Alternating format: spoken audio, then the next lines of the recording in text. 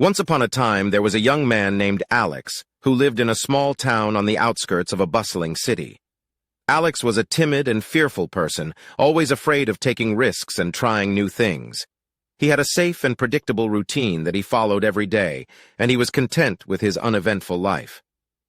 One day, Alex received a letter in the mail inviting him to participate in a local adventure race. The race was a grueling obstacle course that involved running, swimming, climbing, and other physical challenges. Alex was intrigued by the idea of testing his limits and pushing himself to the edge of his comfort zone, but he was also terrified of the idea of failing or getting hurt. For weeks, Alex agonized over the decision of whether or not to participate in the race. He asked his friends and family for advice, but they all gave him conflicting opinions.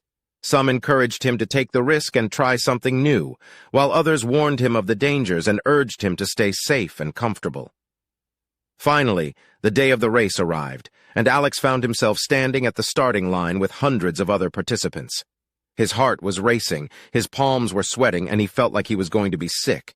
But as the starting gun went off, something inside him clicked, and he found the courage to take the first step. As Alex ran through the course, he encountered obstacle after obstacle. He had to climb over walls, crawl through mud, and swim through icy water.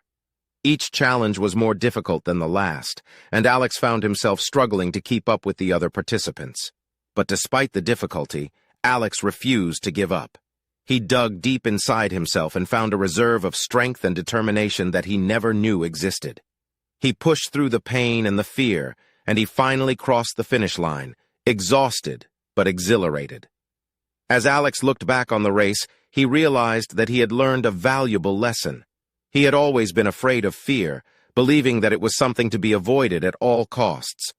But through the race, he learned that fear was not something to be avoided, but something to be faced head-on.